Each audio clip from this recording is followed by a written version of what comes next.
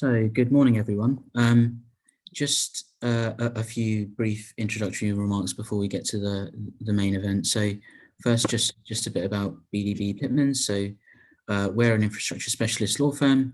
We advise on all forms of major infrastructure, including transport and energy, and we've advised on nuclear projects, which is a nice segue on today's webinar. So, just a few bureaucratic things to be mindful of. There is a Q&A function at the bottom of your screens. If you've got any questions for Ivan, please put them in that Q&A box.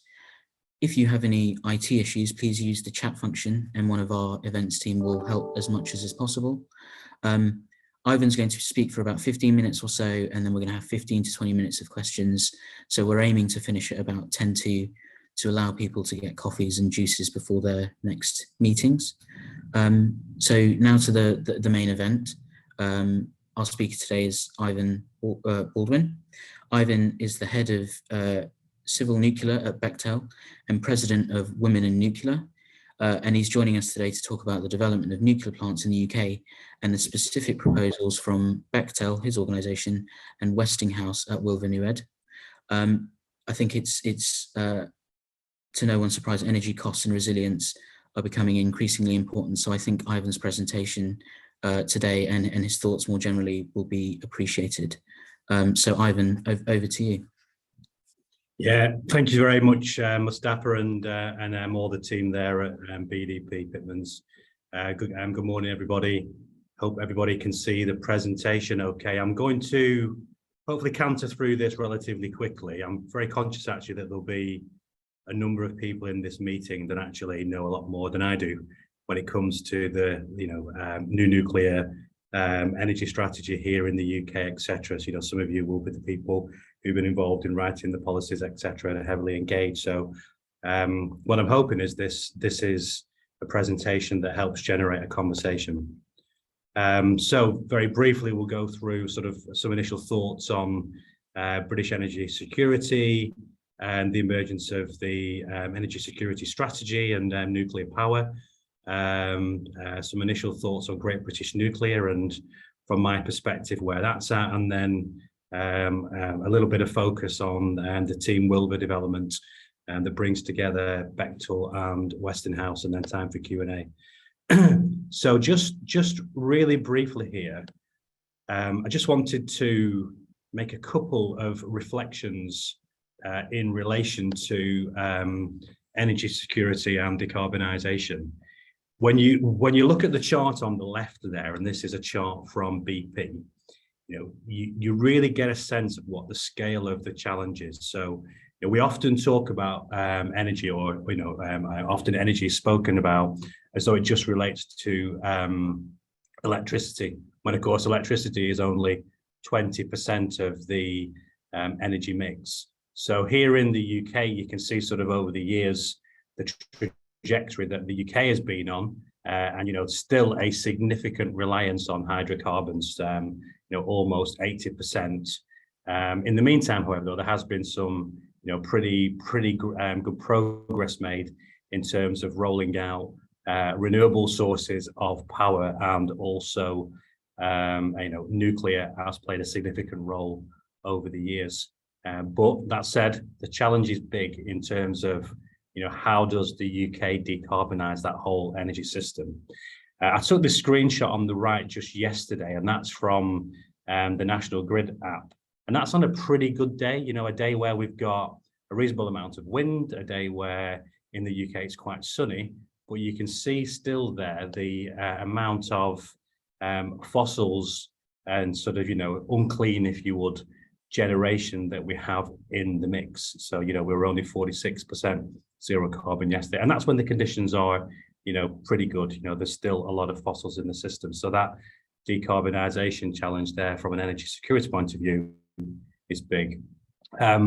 Just a couple of more thoughts here. The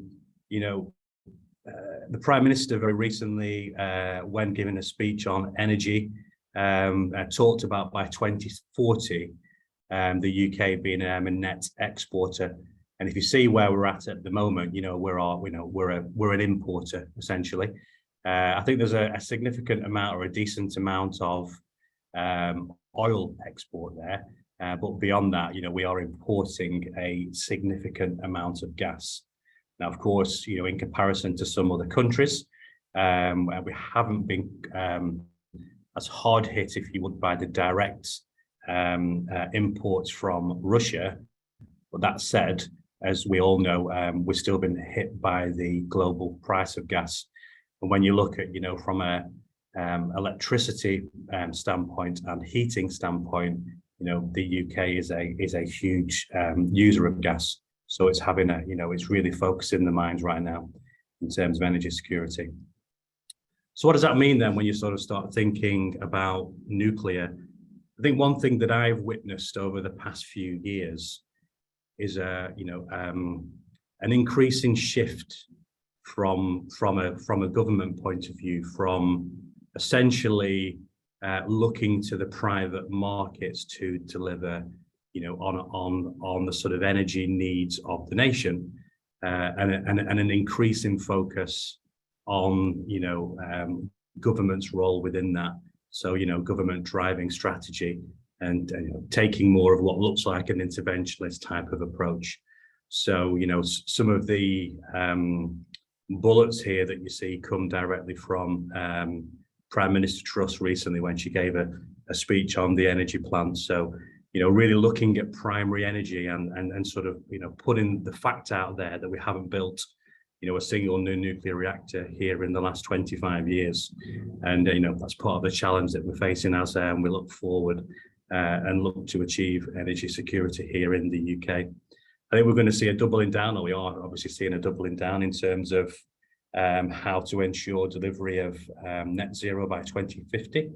Again, the PM mentioned that there was going to be a review over the next 2 months, looking at a plan that actually is pro-business and pro-growth, but also gets us there by 2050. There was a doubling down on Great British Nuclear, with the PM saying that would launch later this month. And the sort of specific implication there is nuclear delivering 25% of electricity generation by 2050. And I think, many observers look at electricity as a growing proportion of energy in the UK as well. So not only is nuclear growing as a proportion of our electricity mix, but the electricity mix is growing as a proportion of energy too. So in terms of GB nuclear, for those that aren't aware, it was initially signposted in a nuclear roundtable held in number 10 earlier this year in March, and a team was formed, a team of experts was formed, tasked with what it would take to help projects through those development stages, so that we have a resilient pipeline of new build projects here in the UK. And that includes both existing gigawatt scale large reactors, but also future small modular and advanced modular reactors as well. It's been pretty explicit in terms of what the government's ambition is, and that's on top of an FID for a nuclear project in this parliament, also 2 FIDs, so final investment decisions on nuclear projects in the next parliament as well. And that selection process, it's been sort of signposted that would start to take place in 2023. So, really starting to see a pipeline of projects coming to the fore. And the sort of graphic there on the right shows, another reason why that's important. We've seen Dungeness B, Hunterston B, and Hinkley Point B retiring in recent years, as per the plan here. So we're down to 6 gigawatts, and I think at our peak as a nuclear industry, we were providing over 25% of the UK's electricity. We're sort of really down to the sort of 15-13% mark now. So there's a significant downward trend here in terms of the fleet closing, where by 2030 we'll only have 1 operating power station here in the UK, but with a fair wind we'll have Hinkley Point C generating as well, so starting to fill some of that gap. But we are significantly down on nuclear compared to where we've been historically. And, we're looking at trying to get to 24 gigawatts, which is a big number. It equates to sort of 6 Hinkley Point Cs or over 40 Rolls-Royce SMRs, so it's pretty significant. So just wanted to share some thoughts actually as to where we are as Bechtel with Westinghouse on Team Wylfa. So, these are the sort of key aspects of the project. So we're talking about a proven UK certified technology in the AP1000. We're talking about a site in the UK that is widely regarded as the best site in the UK to deliver a large-scale power station, if not across Europe. There's a very experienced team between ourselves and Westinghouse. We've worked together now for decades within the nuclear sector. And the fact that it's a critical project for all the reasons that I've just mentioned in terms of supporting energy security, not to mention the value in levelling up that a project like that would bring on Anglesey and across North Wales and the sort of wider north.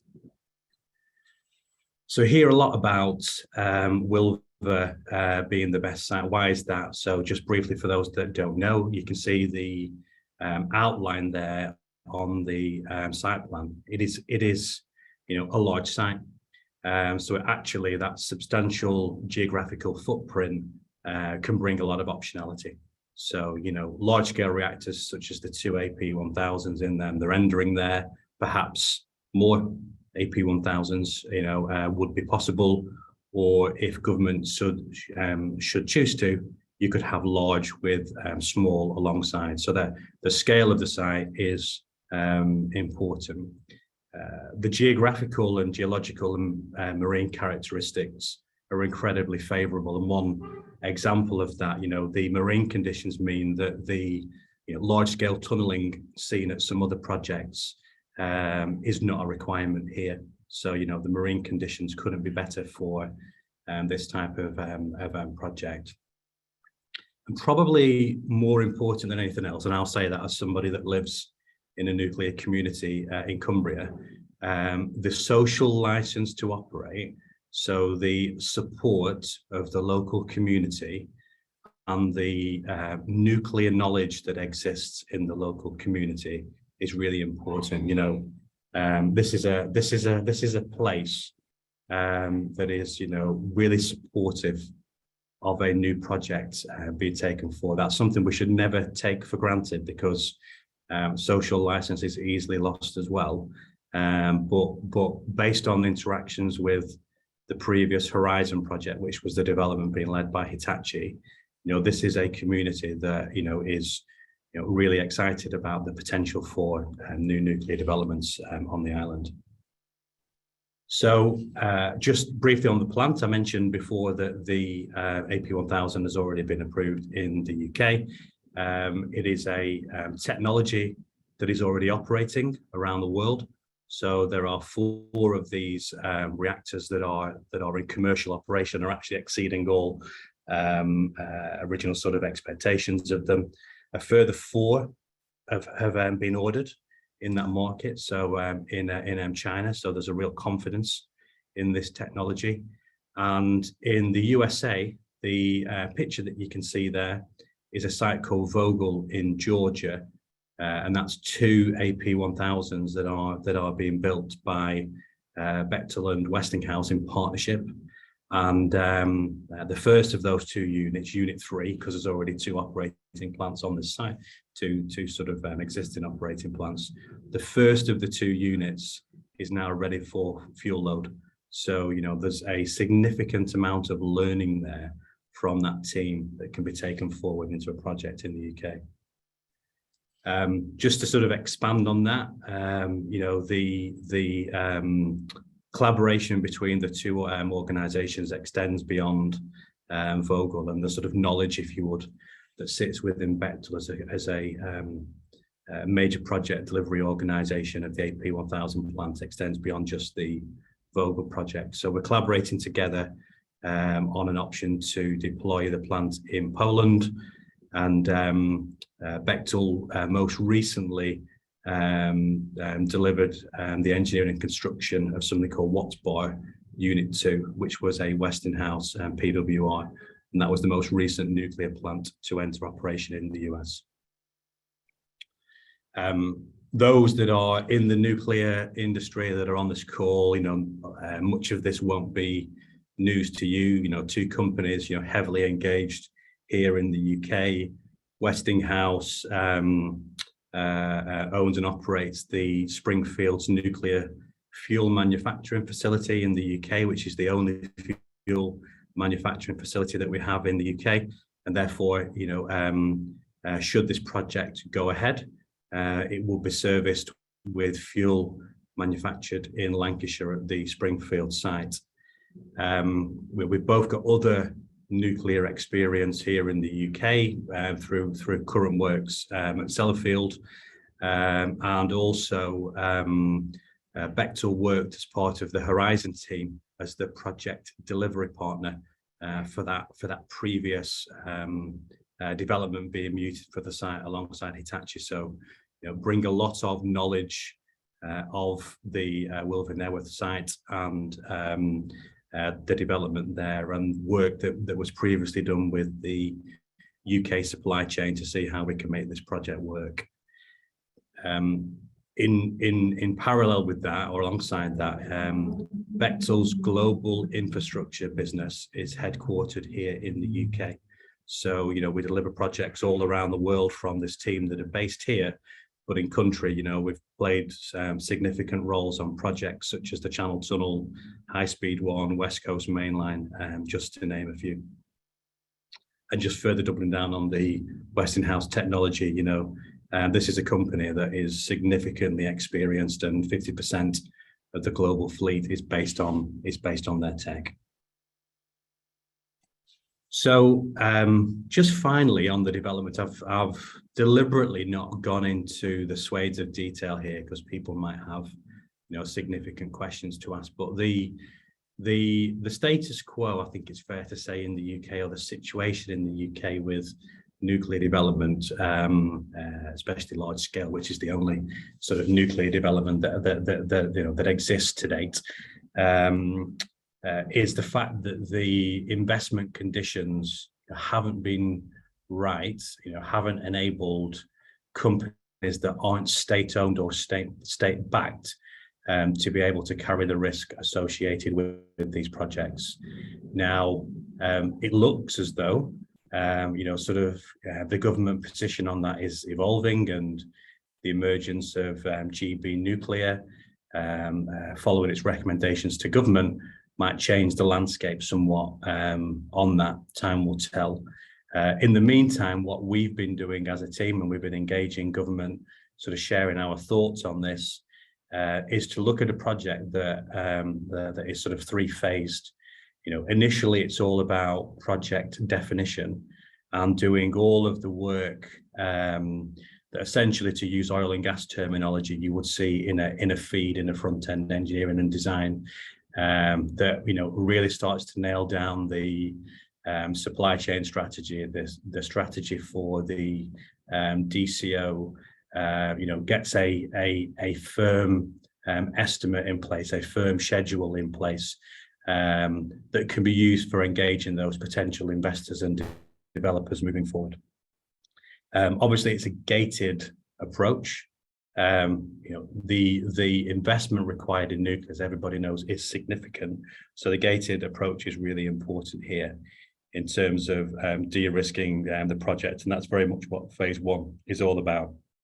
And from phase two, that's very much about bringing that developer into role, and it being a developer-led project that reaches the final investment decision in the next Parliament, kind of in keeping with announcements recently made by government. So in this case, that developer could be entirely private. It could be partnership with GB Nuclear government.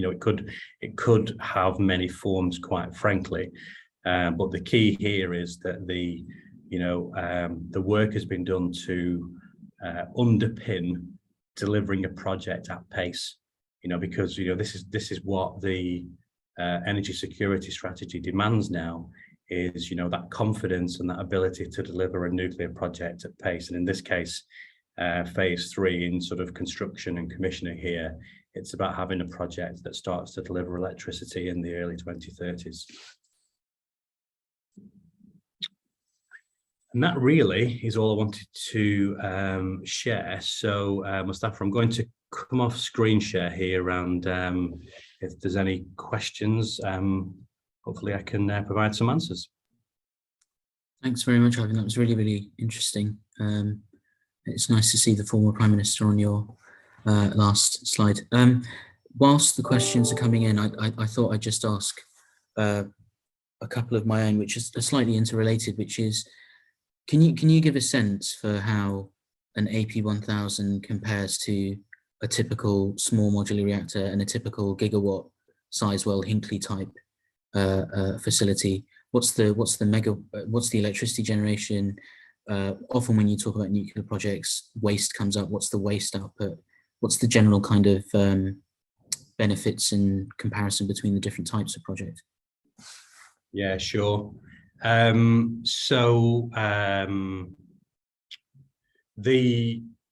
easy one first, in terms of the output, the AP1000, largely relates to its output, so 1,000 megawatt. Actually, dependent on the conditions, and Wylfa, given the favourable marine conditions there, you're getting close to 1.2 gigawatts per unit. It's one of the things about it that's, I think, well, it's two things actually that I think are very notable. One is the actual scale. So the footprint of an AP1000, and in particular the usage of materials. So there was a recent piece done in the US by MIT where they looked at the output of nuclear reactors versus the material usage. So per megawatt hour, the AP1000 uses the lowest amount of concrete and steel of any reactor, and that relates to any of the small designs out there as well. It's quite a fascinating piece, actually. It's worthwhile kind of looking at. So it's a highly simplified, as much as possible from a nuclear power point of view, and therefore from a constructor's perspective, the less materials, the less concrete, the less challenging it is to actually construct and build, and that's what we found working as a team. So Bechtel joined the Vogel project in 2017, and that's what we've found since then. And then also the other learnings in terms of the constructability learnings that have been brought forward there as well. So that's one of the things, the sort of simplification of the design. The other as well is there's a significant amount of modularity built in, so it's a highly modular build as well. So in that regard, it shares probably more in common with future SMR and AMR designs because of the modular build. So one of its benefits, I guess, here in the UK would be, it would add value to the build out of supply chain capability for that modular manufacture, because of kind of has some of those similar features. So they were the main things I would think that kind of make the AP1000 stand out. Okay. We have a question from Angus, and it's: the inspectors recommended refusal for Horizon's proposals at Wylfa because of the impact on workers displacing tourists and also a Tern colony. How will you address those issues that led to the recommended refusal last time? It's worth saying that because the application was withdrawn, we don't know what the Secretary of State would have decided and whether they would have agreed with what the inspectors recommended. But have you been thinking about how to reduce the risks from the learnings of Hitachi's project? Yeah, so just as a reminder, as I said, sort of Bechtel was part of that team. So, we have a kind of a knowledge and an understanding of some of those challenges that Angus has just raised. In terms of, the sort of workforce on the site, my personal view, and it is a personal view, is, even outside of the development process, the DCO process, I think that how we deal with and how we work with people that we deploy on site is going to become increasingly important.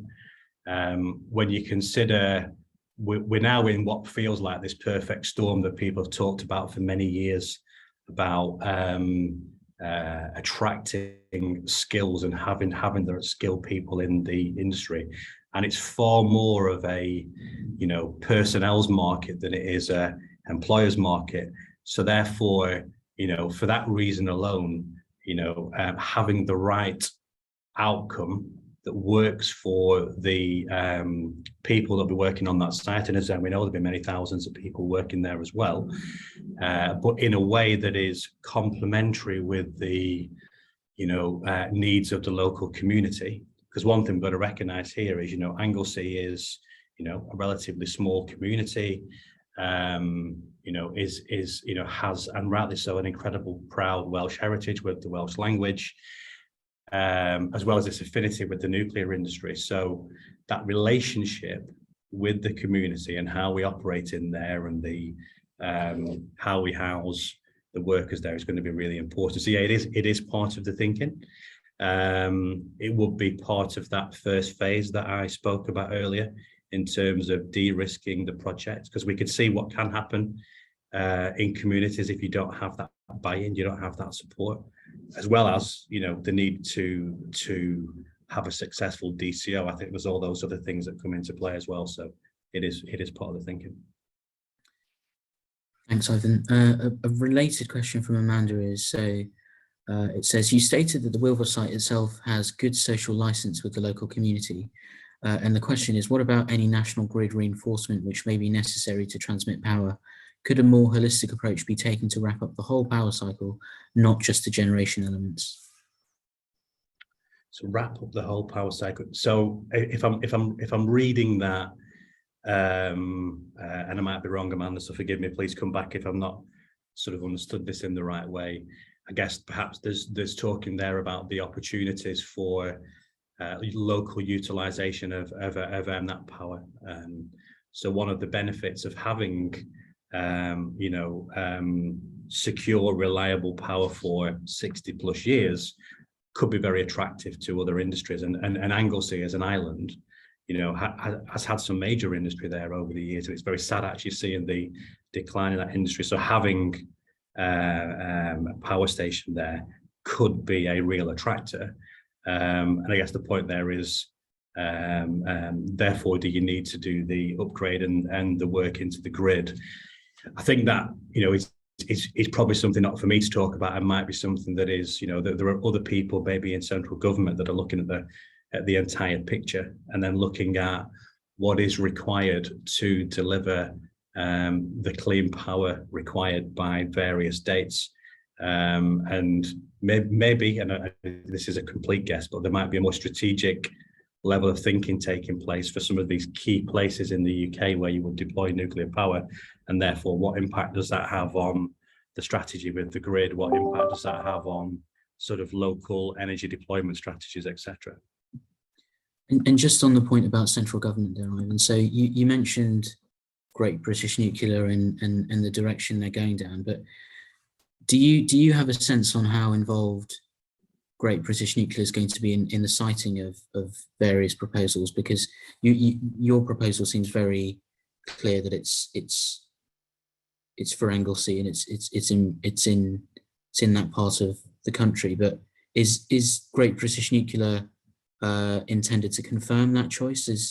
Are they going to work with you on exactly where it's going to go, or do you have any sense of that? If I'm being completely honest and open, I don't know. So the GB nuclear approach is something that different organizations like ourselves, so many vendors, many developers, many stakeholders were engaged and interviewed, etc. We have no insight into whether the project that we've been working on is attractive. We don't know. GB Nuclear is there to make as I understand it, my interpretation is to make a very impartial assessment of what the right thing is for the UK in terms of rolling out 24 gigawatts of nuclear. No, it's not 24 because there's already some existing projects in play, and Sizewell B will still be on the grid. But that's been their job. Their job has been to take a holistic view. Look at the sites, look at the technologies available, look at the approach. How best can things be delivered? Because let's be frank, the nuclear industry, delivering its project, because they've been fairly, bitty, if you would. There's been sort of one project here and there in different places. The sort of delivery piece in the UK hasn't been nailed yet. So I think they're looking at that holistic piece and says, what is actually required to make it a success. And that may or may not include our project, quite frankly. They might decide that there are different things that could be deployed at the Wylfa site. We're just doing our best to engage with them and put forward our ideas and put forward our plan and see whether or not that can be consistent with what they're trying to achieve. I think you and I, we've previously spoken about how it's not an either or proposition. So it might be interesting just for you to explain how the AP1000 and the proposal is complementary rather than going to stop other, you refer to the other technologies. It's not necessarily you or Rolls-Royce. It's not necessarily you or some other developer. It's I guess complementing different types of technology. But are you in discussions with other developers about making best use of the sites and having more than one reactor type on a particular site? Yeah, it's a really good question. So to your first point, and again, this is a personal view. I believe that having diversity in the market has a lot of benefits to it. You could, I know there are people that argue that actually choose one technology and improve on that one technology, and that's your sort of one way of thinking about it. But my view is, there are benefits to certain technologies at certain sites that just lend themselves better, and the opportunities beyond large scale. And we should say that large scale is proven, it's here, it's in the now. It's got it's sort of major project delivery challenges that people are aware of, but it is in the here and now. The smaller PWRs, so essentially a Rolls-Royce is a reactor as an example, or other sort of small modular reactors are sort of smaller versions of existing technology. They could be really well suited to different sites, different communities, different grid infrastructure, for example. And then there are the advanced technologies such as high temperature gas reactors that the UK really seems to be leaning in on, that can have different purposes. So they go beyond putting electricity in the grid and might be there to help produce synthetic fuels, as an example. So I think for what it's worth, my view is you have to be careful that you don't try to boil the ocean and just go sort of technology frenzy and try to develop loads of different technologies. That might have some intrinsic value in developing IP, and it engages universities and students, and it excites younger people, as an example.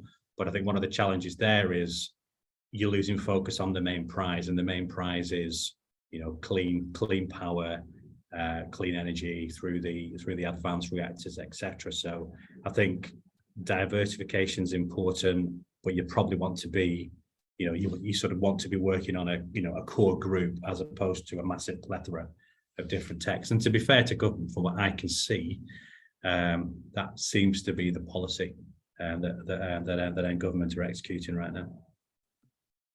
Thanks. That's really interesting. a question from Vicky is, she says, you touched on the DCO. In your experience, how have you translated the increasingly complex commitments needed to achieve the permission into a delivery program? Does the DCO get parked, or is it embedded into delivery?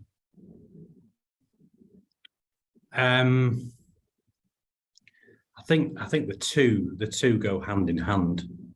I would say, and you're right. You know, the DCOs are getting more and more challenging, and if I'm frank, it's not my area of expertise. So, you know, Bechtel is a sort of engineering and construction business, and you know, the DCO often sort of sits with the, you know, the ultimate developer, the utility. But yeah, absolutely. And I think the more we see, you know, 24 gigawatts in the UK, plus the rollout of offshore wind, plus the rollout of solar, plus now potentially licenses for fracking, plus major infrastructure in transport. You know, this is a country that's going to see significant development taking place all across the country. And on the one hand, speaking as a business person, that's incredibly exciting. But equally for communities, you know, it's going to be equally challenging as well. So I think the more and more there is, you know, closer alignment between the plans for delivery and the DCO, it just feels a no-brainer, doesn't it? Because you lose the social license, you lose that, you know, you sort of lose that engagement, you lose that commitment, and you know, you lose the project if you're not careful. So yeah, it's very important.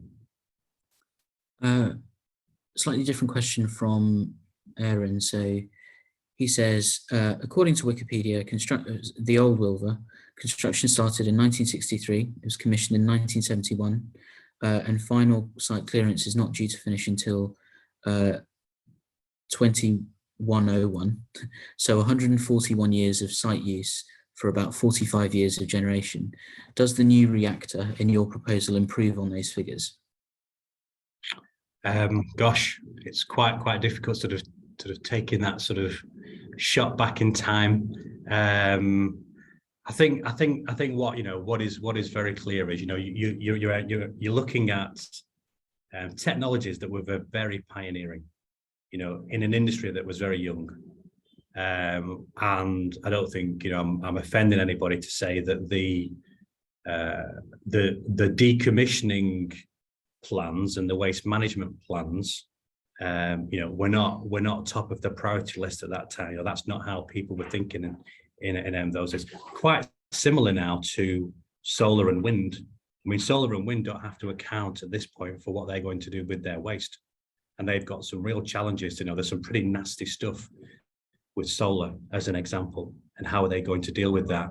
So the one thing that I would say with nuclear, and sort of directly answer the question, is yes, because there's far more learning than there had to be in sort of, you know, previous generations. You have to have a very clear and costed plan for decommissioning and waste management baked in the development, which again is different to the renewable sector right now. So that focus is there, and you know, I think it's, you know, part of the learning that the industry's been on over decades, and it is, you know, in my view, it is held to higher standards than, you know, other energy generating industries. You mentioned in your presentation that there are obviously sites in China, and you've got those 2 units coming forward in the States.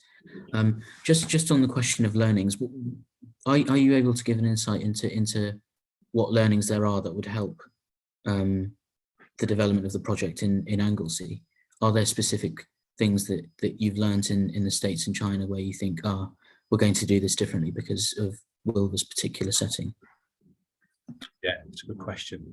There's a famous memo which I would recommend people pick up on Google. It's quite easy to track, and it dates back to Admiral. Gosh, I'm going to get his surname wrong now, which is terrible, isn't it, when you're giving a presentation? But there's essentially the godfather of the US Navy. I'm sure somebody on the call will know and put it into the chat. Nuclear power program. And this memo was all about real reactors versus paper reactors. And it's really quite fascinating. So this dates back to the 50s. And he said a paper reactor is always delivered on budget. A paper reactor is always delivered on time. A paper reactor is the best thing since sliced bread in terms of a technology. So basically, you can design something that is actually, something that looks fantastic, and you can roll out once you've done the first of a kind. You'll iron out one or two problems here and there, and everything will be fine. Of course, he was being incredibly sarcastic in his sort of memo there that went to the Admiralty. In reality, a real reactor, a real power plant, when you're in project delivery, you're learning a lot. There is a lot about the how you set up the site for delivery, the skills and the training plan that you have for people, understanding where the pinch points are in terms of, say, welders, for example, and how do you accommodate for and how do you look after all of those people during the site. There are a whole bunch of learnings that sort of add up to something really significant. Some of them are sort of like tweaks to the construction design, very Kevin, sort of construction design. So actually what you do, how you position cable trays, etc., things like that, things that have sort of fundamental impact on the schedule for delivery. And those lessons learned between the two companies are very detailed and are really understood. So that's one thing. The other thing is it's the people as well. So there are a core of the people that you would want to bring across to deliver the project. So at Project Vogel, funnily enough, there are a lot of expats, and with an eye to European projects, they've been really detailing the lessons learned that you would bring to projects in other markets, and readying those people to be a core part of the team. So it's one thing to have things written down and understand where the challenges are. It's another thing altogether to have some of those people as well that can bring that leadership and then can bring that knowledge. I've just been emailed to say that it's Major James T. White. The memo you're referring to. Rickover. I thought it was Rickover. Oh well. Just check Rickover, but perhaps he said something similar, or they were like Bezzy mates or something. I don't know. Someone has just said Hyman Rickover in the chat as well. Conflicting views. On the question of the workforce and how you ensure that you've got an appropriate way of actually delivering the project, I think my understanding is that EDF had to establish their own academy for welders because the supply chain wasn't there, and part of the reason for wanting Sizewell C delivered or consented as quickly as possible was to transfer over the workforce from Hinckley over to Sizewell. So I guess what's your kind of preliminary thoughts on the delivery mechanism specifically in Anglesey? Is it based on local knowledge because there is that historic knowledge there, or is it based on I think you referred there to bringing in people from abroad and overseas? Yeah, so these projects are big. We all know that, and it isn't. For example, when I've talked about bringing people from overseas, talking about a handful of people, these are sort of like key folks that would form part of the delivery team. A significant proportion of the project will be delivered by the UK supply chain. So, the role that Westinghouse plays, for example, they are the vendor, the technology vendor. Bechtel is what we call the EPC, engineer, procure, construct, and the integrator. So bringing that sort of whole project piece together. But there's a significant proportion of the works that are into the supply chain. The skills piece, absolutely, similar to the experiences at HPC, working with local providers to develop a pipeline of skills. And actually, that's for me more of a real positive opportunity than it is a risk in terms of providing real meaningful jobs for young people who currently are according to the engagements that we have with local people, are leaving the local area because they can't see a long-term future. I mean, after Horizon closed, a number of apprentices had to move, and then they went on to the HPC project, so they weren't longer at home. So it's an opportunity that, but you have to work with the local partners, you know, and there are, you know, like Colleague Menai, for example, in the area, fantastic further education sort of trade development organization. So yeah, working with those partners is key, but it's big, you know, and there are lots of people that would need to be trained up. But that's, you know, Bechtel is a you know, a major project delivery organization. You know, the projects that we tend to deliver, we just finished the Elizabeth line, for example, you know, working alongside folks there, but playing a sort of key program delivery role.